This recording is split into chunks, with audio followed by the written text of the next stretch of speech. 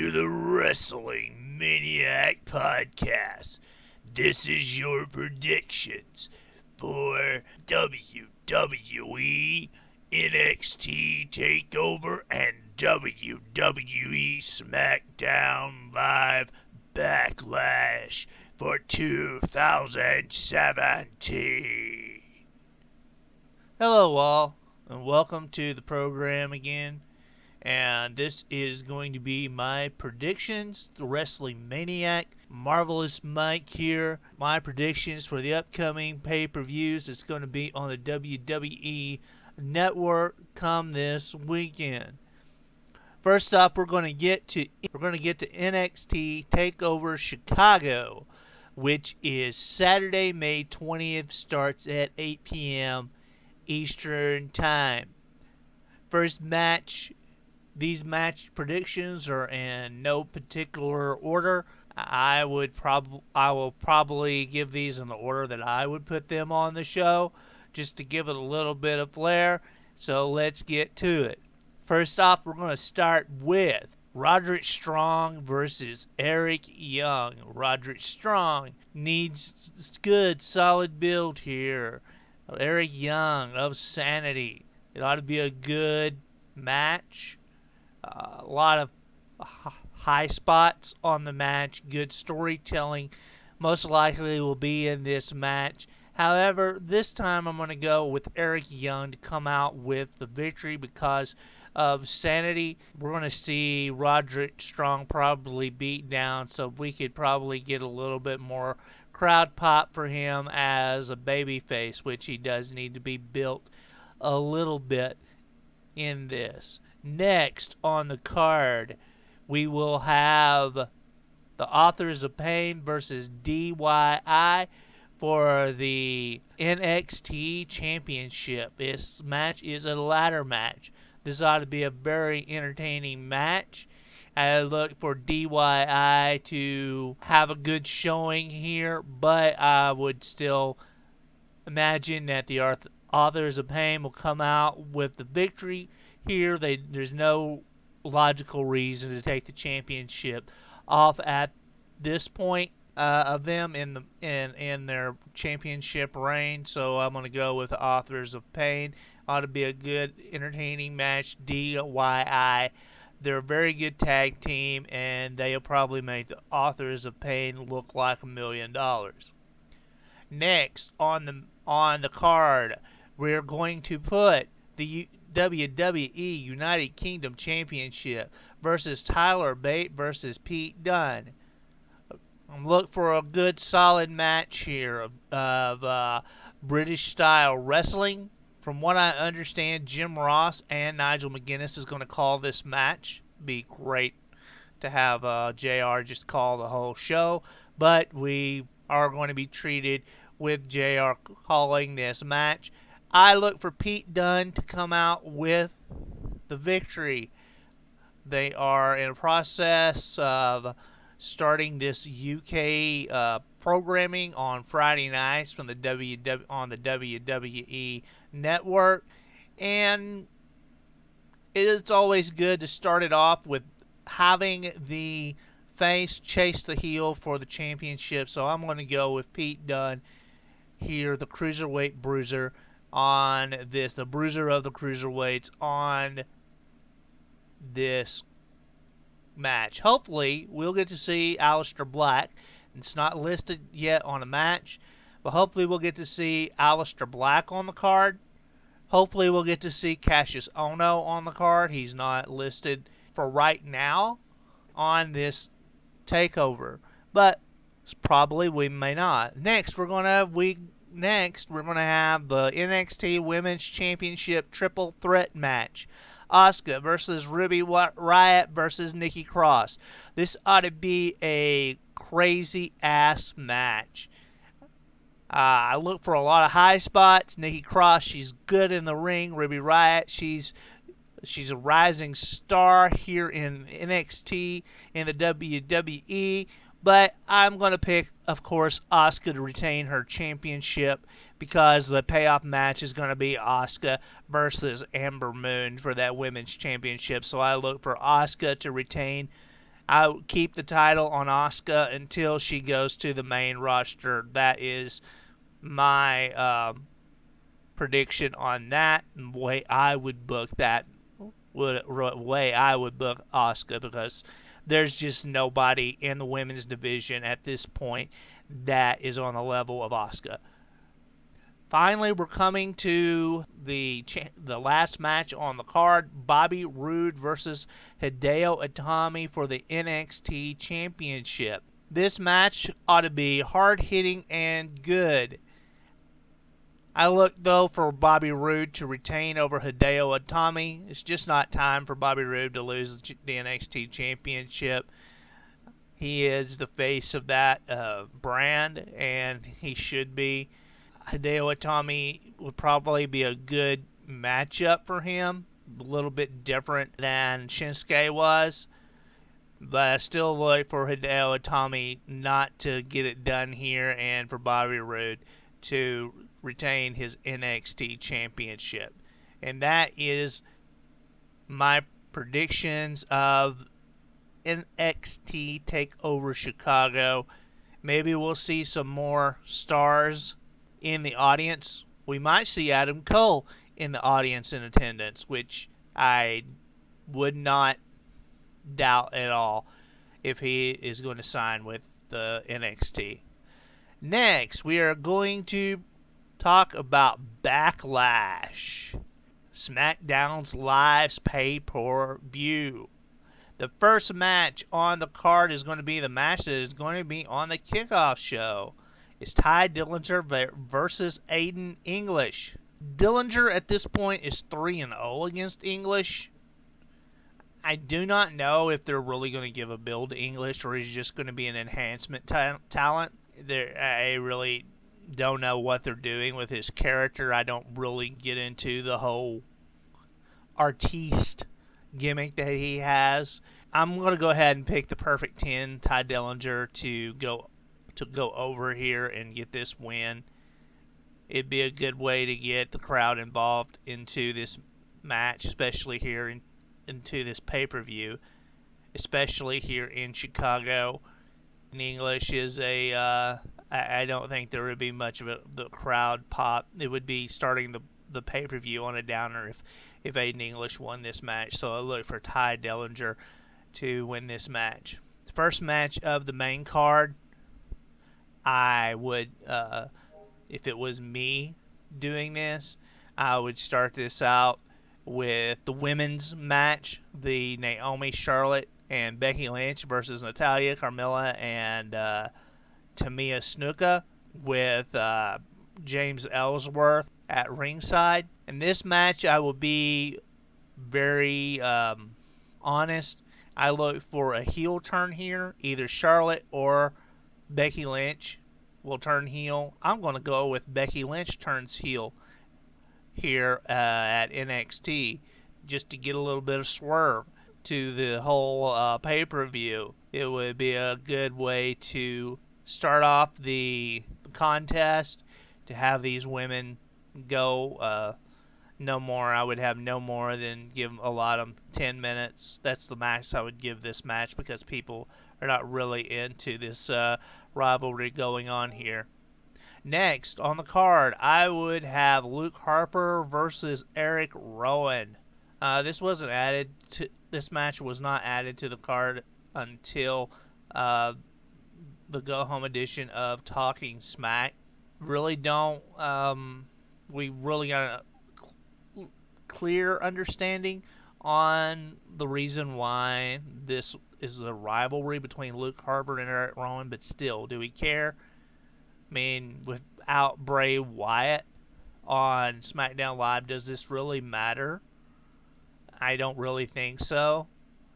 So, it's good these guys are getting to work. I would not give this over 10 minutes either. But I look for Luke Harper to go over here. Eric Rowan, it would make sense. Not unless they're going to debut possibly Crazy Steve, which would be a good little twist to the feud of the Wyatt family. but you can't really have the Wyatt family unless Bray Wyatt's on the card. Unless Bray Wyatt is on SmackDown Live. Next, I'm going to say that Baron Corbin versus Sami Zayn is going to be the next match that's going to be on the card. Good rivalry, that feud that can develop here with Sami Zayn versus Baron Corbin. I'm going to go out on a limb here and say the way that I would book this is I would book Sami Zayn to win. That way this feud can continue. It gives these guys something to do. But most likely Baron Corbin is going to go over here, and they're going to try to put him in the championship picture for the WWE Championship picture pretty soon. So look for Baron Corbin to go over. Personally, I would book Sami Zayn to go over here and continue this feud. Next, we have the WWE Tag Team Championships, the Usos versus Breezango. I like to put this here into the middle of the card. I know that the WWE will probably put this at the beginning because they don't like tag teams that much in the WWE. But I would put this here in sort of the mid card of the programming here. We have the Usos versus Breezango. I would have Breezango to go over here because I believe that they are very entertaining. Not only do I think it's about time that these guys get some build because they have been stuck in no man's land, in the wastelands, but I would look for the Breezango to go over here. I hope they do go over here. I hope the Usos don't. It could develop into a really good rivalry. Tyler Breeze and Fandango are very talented. It's just getting able to get the time to shine here. I would give the tag teams 15 minutes here to shine here on this program. I would give the Sami Zayn Baron Corbin match probably about 10 minutes too. I would give the Breezango and the Usos 15 minutes here on this card. Next, I would book the WWE Championship, Randy Orton versus Jinder Mahal. Reason why aren't you putting this at the last match? Well, simply because this match has the potential to stink up the entire card. Randy Orton, as we know, is very boring in the ring. He's good, but he's very boring in the ring. Jinder Mahal, he really needs some work done with him on his moveset. With his body, the way it looks, the big, how he looks so muscular. His moveset is just so slow right now, and he does need to have somebody to help him come up with a moveset that fits his personality. He's a good heel. Jinder has delivered good promos. People said that his last promo wasn't too forceful, but it was okay on the Go Home show because he has given good promos throughout the duration of his build for this pay-per-view. I have been pretty harsh on his build because of the steroid issue that is looming around him. But there's denial, and he has passed. He has not failed any of the WWE tests. So, really can't base it off of theories that he is using steroids because the evidence is not substantiated that he is. He was on the Chris Jericho program this last week. I encourage everybody to go listen to it. It seems that Jinder Mahal is very down to earth. He's got his head on straight, and he is on his way to potentially being built as a sustainable heel for the near future in the WWE. Randy Orton is Randy Orton. Like I said, he's a real life heel. He is what he is. He is what he is in the ring. maybe the WWE is going to keep the title on him here instead of just shoot the gun and let Jinder Mahal have the reins here. But we don't know. The only one that knows the outcome of this match is Vince McMahon, and it's probably not been decided yet. But if I was going to bet, I would say that Randy Orton is going to retain the WWE Championship here. Though I would like to see Jinder Mahal get a title run. I really don't think that he's ready right now. I really wish that the WWE would invest some time in trying to help this guy with his in-ring ability, because he's not the same guy that he was back when he was first come. He's really worked hard to get his body in the shape that it is to look like a superstar. And I'm sure Vince McMahon is really big on him because he likes that muscular type guy. Also, Jinder Mahal could potentially do very well here with the WWE launching into India, looking into the past champion, the Great Khali. And a lot of people say the Great Khali is inept, but the Great Khali is a huge draw in India, and the WWE could potentially do something that would create records, break records in attendance in India if they set up a match between Jinder Mahal and the Great Khali, and this possibly could happen if Jinder Mahal was a WWE champion. It could kayfabe still exist in India. People think pro wrestling is real, and Jinder Mahal said on the podcast with Jericho that when he was not with the WWE, he was helping the Great Khali some over in India, and that even one of the smaller cities that they drew big numbers. Even people were standing outside with a match that Great Khali had with a wrestler that Jinder Mahal had booked to come in, and they'd set up a storyline.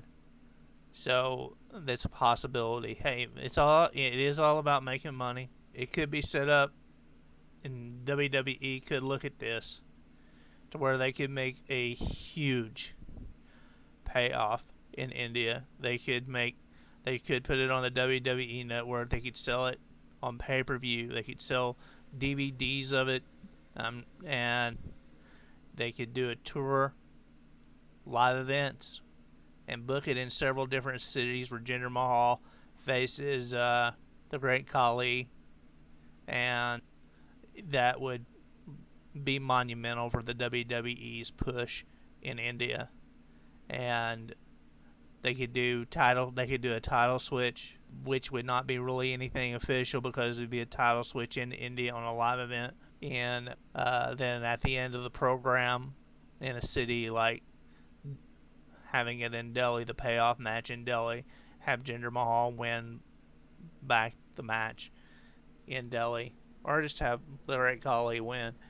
It would be a monumental view. So the WWE is setting on a bunch of potential money here, and with the push of Jinder Mahal, you may not think so.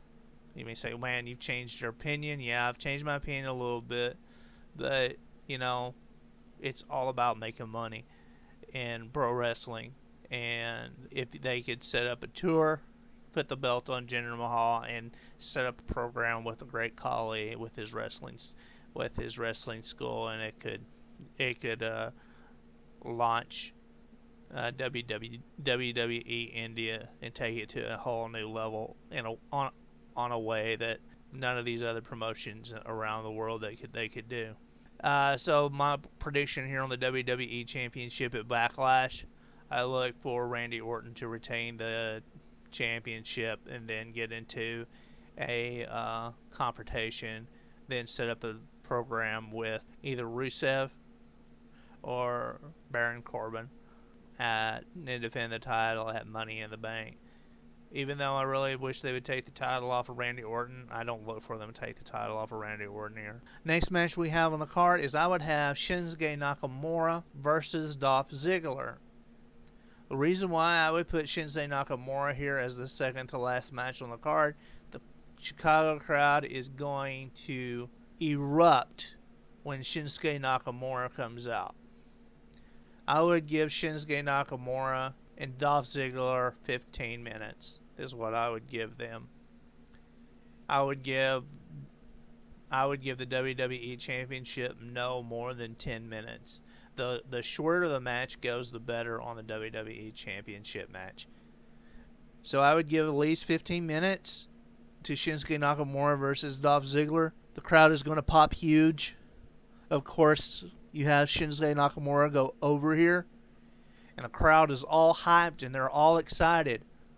And they're ready to go into the main event. And the main event should be Kevin Owens versus AJ Styles for the United States Championship. This match should be the main event of Backlash. You don't want to have the crowd have the Shinsuke Nakamura up here on this high, then a potential have the Orton match and it go when people leave, and because if they end the card with the WWE Championship match, is a possibility that there would be such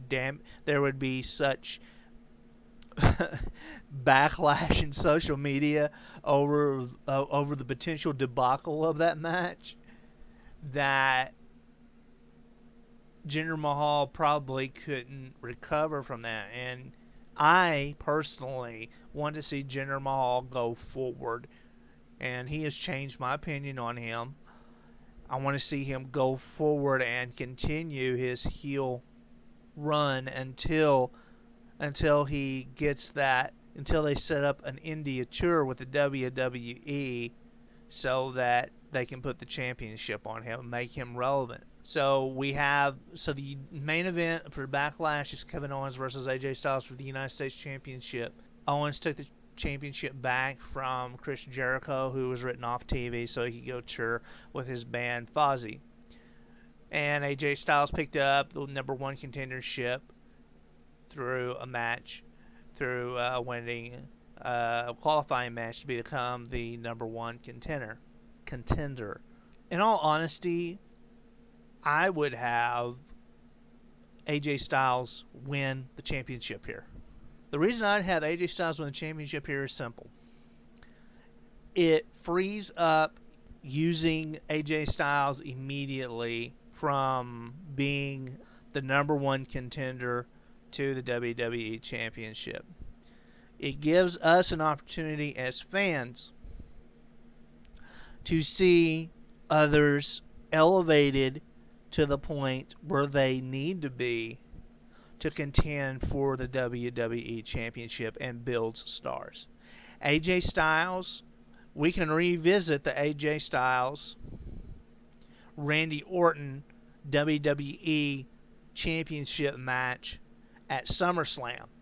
To me, that's where you want that matchup at, is you want AJ Styles versus Randy Orton for the WWE Championship at SummerSlam, because that is the big drawing match for one of your premier events that you have throughout the year. So you save that in putting the championship on AJ Styles and having Kevin Owens and AJ Styles feud a little bit here. You take Kevin Owens, you have him feud with AJ Styles. You have them go back and forth with this championship. I would have AJ Styles versus Kevin Owens for the United States Championship again. This return match again at Money in the Bank. That's what I would do. So you have this match where I would put and let AJ Styles go over, let it end with a pop, and let AJ Styles even further elevate the U.S. Championship than what Kevin Owens has elevated that title.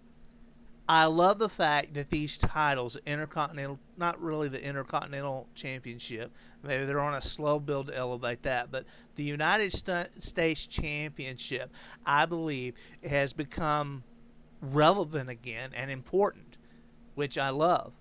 I would take the next feud I would have for Randy Orton is I would have Randy Orton versus either Baron Corbin or Rusev. Or, in my thoughts, what I would do is I'd have Rusev, because Rusev is that monster, and is a monster like Randy Orton hasn't come up against. And that's my thoughts and feelings on this.